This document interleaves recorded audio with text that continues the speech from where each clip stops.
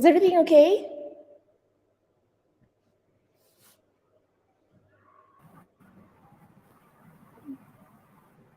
It's good. Let me just move it.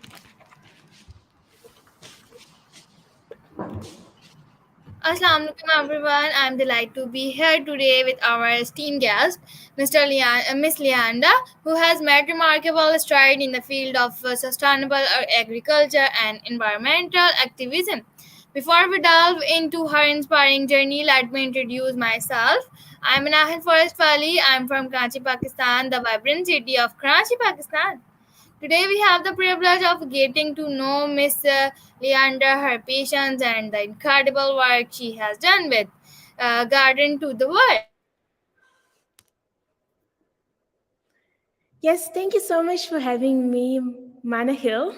I hope I'm getting that correct. So my name is Luyanda. I'm currently a student here. Well, I do IB currently, and I'm really excited to be here to share with you my insights, my journey, and my experiences with um, with the intention to learn more than anything. And I'll be excited to share with you what I know and can contribute. Yeah, and Guidance to the World is like my LinkedIn. The information just down there in my LinkedIn. I just found it really interesting to say that because I'm somebody who's really fascinated by plants, and I've been doing gardening for a really long time before I started doing a project on it and just trying to do more things related to the environment other than just the garden itself. Yeah. All right, that's great. So now let's move on to questions. So my first question is, can you tell us about your journey from a hobby of planting seeds to funding Garden to the World and then Hop is Green? What inspired you to pursue this path? Thank you so much. Um, how does it start? It started a long time ago when I was still a little girl. I'd see like my mother, she would be chopping spinach, and then like you see the stalk of spinach, you'd see something green that is sort of growing there. And I got really fascinated by it. I used to take those and bury them in the ground thinking that they'd grow. I didn't know the theory behind growing plants. I didn't know that you have to actually bury seeds, not stalks. And then later on, I was probably like 6, 7. I took notice of the fact that at home we were always growing maize.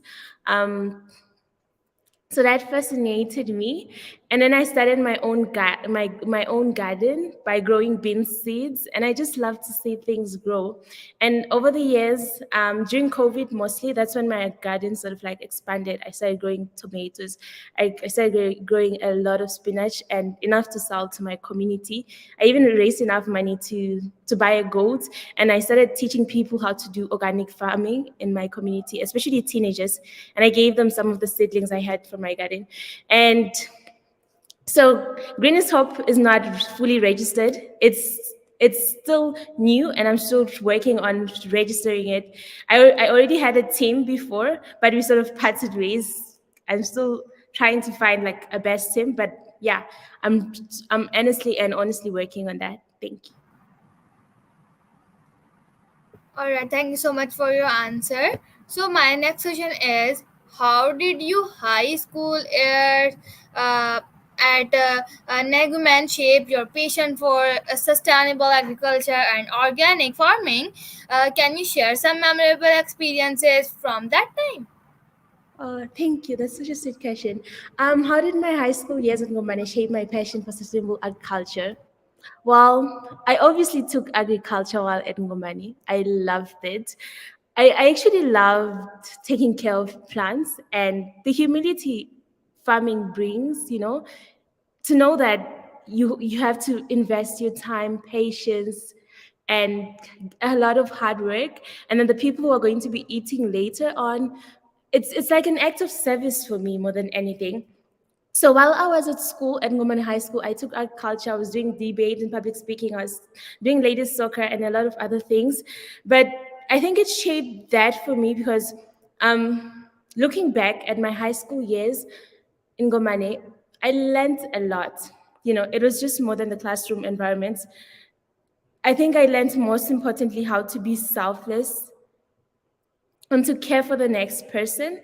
And gardening was something I did mostly at home more than at school, because at school I was just doing a small garden um, for my class project, my agriculture project. So I was actually doing it at school, but the support I had from my agriculture teachers, they didn't say that it's such an absurd thing to love, because I remember academically I took like 9 subjects. Other students were like taking 8, because I wanted to be diverse. Because each time they ask me, what do you want to do? I want to do something related to environment. I want to do something environmental. They're like, there are no jobs there. There are no jobs in the environmental sphere. And my parents wanted me to study something that would like be related to accounting and commercials, because there's more job security. But I had it in me that it's more important for me to follow what I love, because I'll never feel frustrated or anything if I can combine what I love and do that thing which is going to obviously be marketable. That's still good. And I've tried my best over the past 3 months, from volunteering to organizations to doing my own research, to actually find out if it's really true that there are no jobs in the sustainability and environmental sphere. And I have been realizing over time that that is actually not true. There's a lot of potential for people to get jobs in that and field. All right, thank you so much for your answer. My next question is, Hope is Green seems to be an organization with a mission to address climate change and its impact on farmers. Could you elaborate on this impact uh, on farmers? Could you and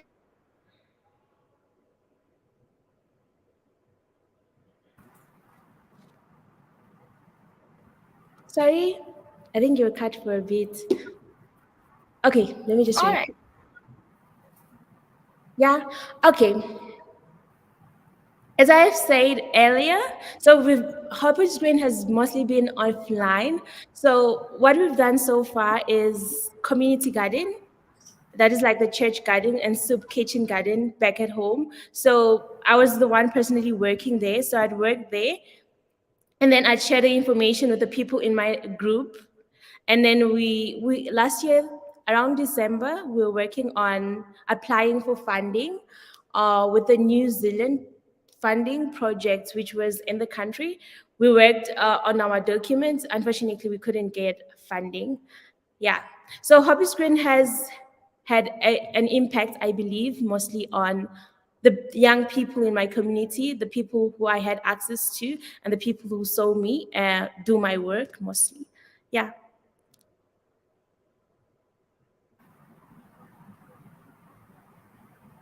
all right, that's great. So my next question is, I think, can you hear me? Yeah. All right. So my next question is, sustainable agriculture is a critical aspect of addressing global challenges such as food security and climate change. How do you invention the rule of hope is green is contributing to more Sustainable agriculture, I believe, or sustainability. Okay, so sustainability is basically sorry, did you want to say something? All right. My question is, sustainable agriculture is a critical aspect of addressing global challenges such as food security and climate change. How do you envision the rule of hope is green in contributing to more sustainable future? Okay, thank you. I believe sustainable agriculture, like you've just said, is really important, because agriculture plays such a huge role in our lives. We eat on a daily basis. So we need that food to be produced in a sustainable way. We need to find ways in which agriculture does not lead to more deforestation. It does not lead to overuse of chemicals and a lot of, because I've always believed that people involved in farming are both culprits and also they're the bad guys and good guys at the same time. They're good guys because they're providing food, but they're bad guys because in order for them to produce that food, they need to do in a lot of activities which disturb the natural environment. So my hope for Hoppy's Green is that it doesn't only focus on the environment, but then it focuses on the people affected, because I've realized that in issues such as climate change, it is so important to make people understand how they are affected. And in terms of sustainability and sustainable development, which is basically meeting the needs of the present without compromising the needs of the ability of future generations to meet their own needs. I hope that Hobbies Green is able to reach out to a lot of people and teach them how to use different attacks in agriculture to do sometimes like vertical gardening or gardening on a tire or anything, as long as you're not going to be using chemicals so that you don't harm the small microbes and other organisms. It is also important that you are actually environmentally conscious about the waste you give out. So Hobby Screen for me is not just about the environment, it's about waste as well, and it's about, of course, the people impacted, because I believe a meal affects everyone, whether you're rich, whether you're poor, whether you're what, you're always going to need a meal. So if you make people understand that getting food has to be sustainable at the same time, you make them understand that a lot of people out there need food. So whether it's a child, whether it's a woman, whether it's a man or anyone out there, if they have a way to provide food for themselves, they have a way to do work, whatever work that is. And my hope for Hoppy Screen is that we also integrate technology, because I realize that there are a lot of farmers, but they lack a lot of skills, technical skills, which could be really useful for them. Yeah. I hope I've answered that your All right, thank question. you so much for sharing your thoughts.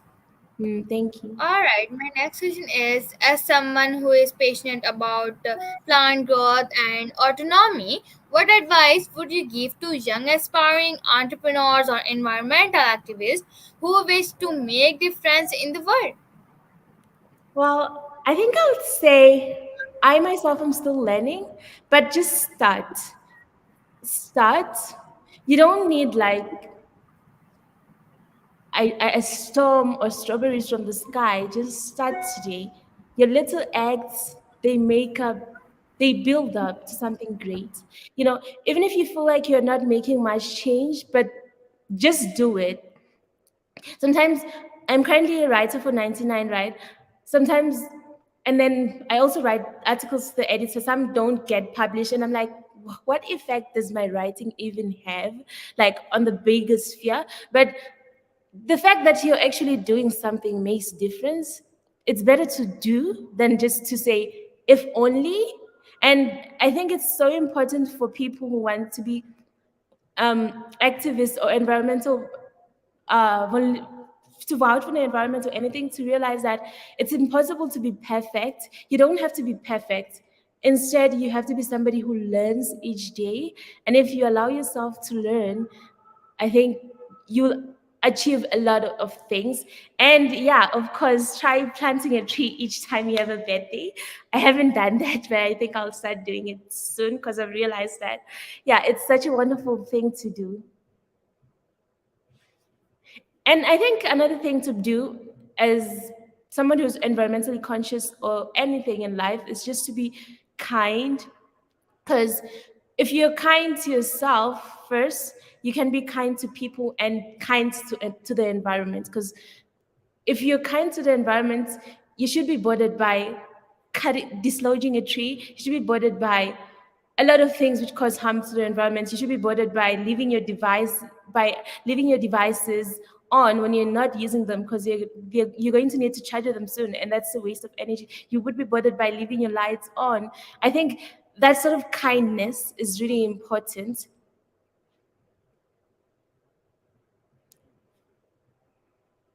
Hello. Hey. I'm sorry. Are we network?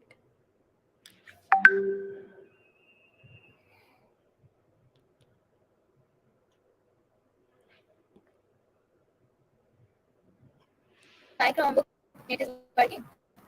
I'm so sorry. I think we lost connection for a while. All right, can Okay. you hear me now? Yeah, I am. I can hear you All now. right, okay. Thank you for waiting me. All right, can I ask next question? Yeah, it's fine.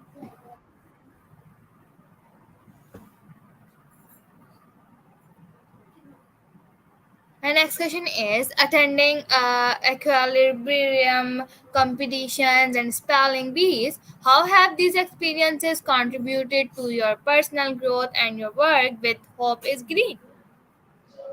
Well, I think the equilibrium competitions helped me in terms of teamwork. Because I remember the first time I went for them, I I was so scared.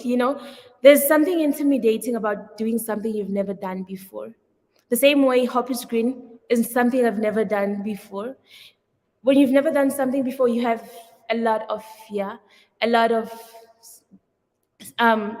imposter syndrome at times, especially when you're not used to doing that. And I think that sort of exposure from doing equilibrium was really helpful in terms of me working with my team, and we actually got first place there.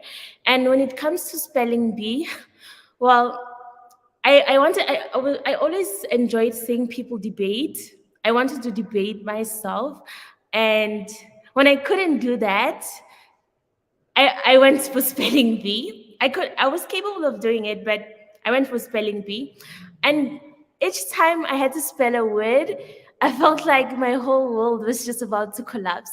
And I think that's the kind of thing I've realized. Spelling going up there and spelling those words is like you allow yourself to look stupid to others, and that happened to me a lot of times, and that taught me how to take risks and to tell myself what's the worst thing that can ever happen. And I think even if you're going to be founding an organization, starting something, you have to be ready to get a lot of criticism. Sometimes it will be constructive and sometimes it will be destructive. The most important thing is how you act to those negative setbacks or messages that try to stray you away from like your purpose. I can say that is like the few things I learned from equilibrium and spelling bee competitions. I hope that still answers the question. Thank you. All right, thank you so much for your answer. So my next question is, what are your future goals and aspirations? Hope is Green. Can you hear me? Yeah, I can hear you. Well, sustainable. I Okay. think. Okay. Can you hear Okay. me now? I can Okay, hear I you. ask you, what are your future goals and aspiration for Hope is Green? How do you see the organization evolving in the years to come? Well, thank you so much. I think my one hope for Hope is Green is that just like the words hope, it gives more hope to people, because every time I see something that is green, a hope is ignited in me that there's something better going to happen in the near future. If it's like a tree, there's going to be winter, there's going to be autumn, the leaves are going to fall, but as soon as it's summer, it gets green again. That's hope.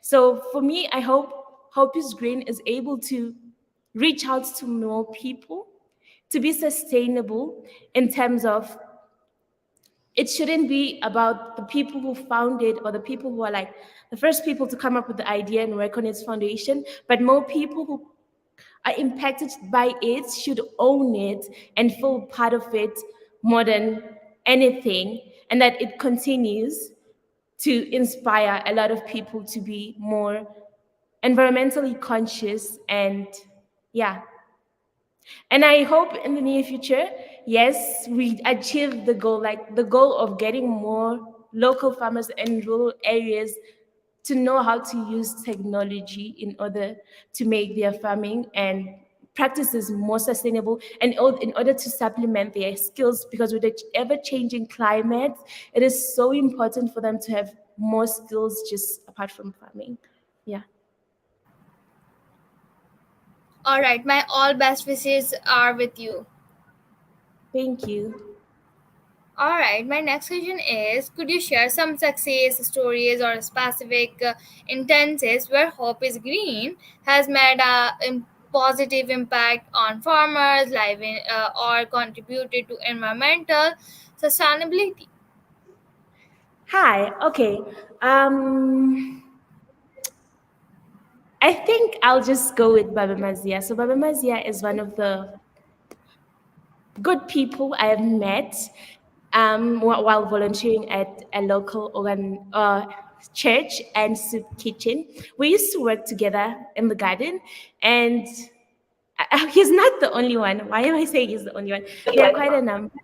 Yeah, he would actually call me his daughter, and and that meant a lot, because we would work together.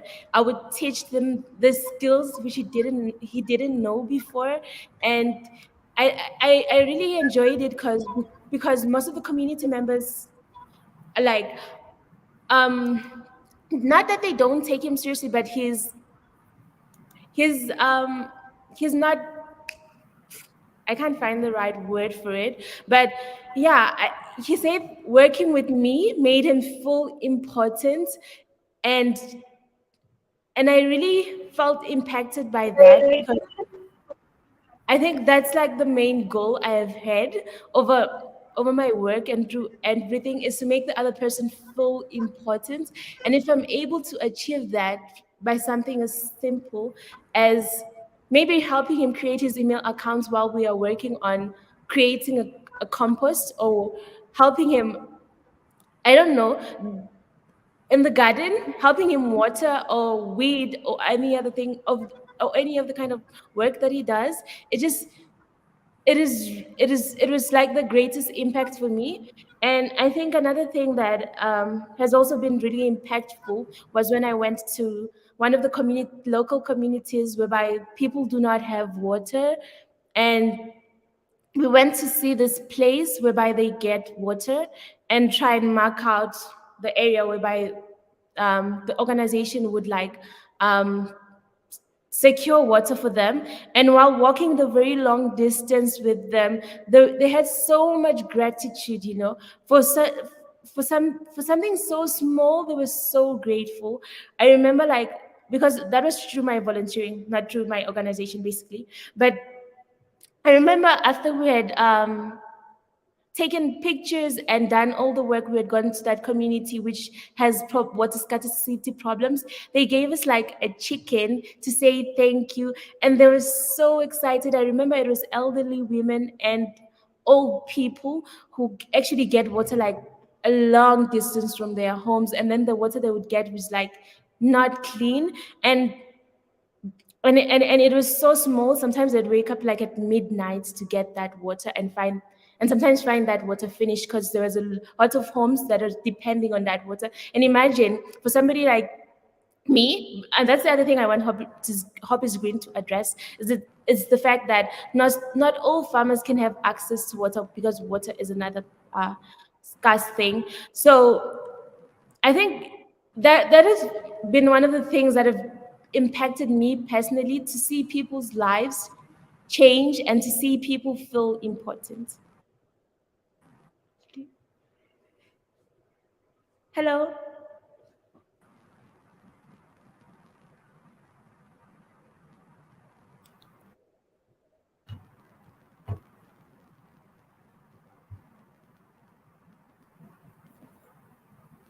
Hello. Hello, can you hear me perfectly? Hello. Sorry. Yeah, can you still hear me? Yeah, Sorry for I think that. there's. My internet is not working. Okay. Hello. Hi. Okay, thank you so much, ma'am, for your sharing your inspiring journey with us. Your dedication to sustainable agriculture and addressing climate change through Hope is Green is commendable, and it's evident how your passion has driven you to make a positive impact in the world. We have learned about your early experiences with planting seeds as a hobby, which bloomed into life-changing mission. Your high schools at Nagoman, where you spend your free time teaching community members about sustainable agriculture, truly laid the foundation for your future endeavors. It's truly remarkable how your love for plants intertwined with your concern for climate change, leading to the birth of Hope is Green. Your journey from being a prize winner to establishing the organization showcases the power of determination and the will to make a difference. As we come to the end of this interview, I am certain that your story will inspire many individuals to take actions for a greener and more sustainable future. We wish you continued success in all your future endeavors, and we look forward to witnessing the positive change Hope is Green will bring to countless lives. Once again, thank you so much, ma'am, for being with us and sharing your incredible journey, and to our audience. Thank you for joining us. Remember, we all have the potential to manifest our dream into reality, just like Miss Leanda has done with her passion for sustainable agriculture and the environment. Thank you so much. Thank you so much for having me. It's been a pleasure. Thank you. It's also my pleasure. So, everyone, stay green, stay inspired, and keep making a difference. Thank you so much. Allah Hafiz. Bye. Have a wonderful day ahead. Thank you.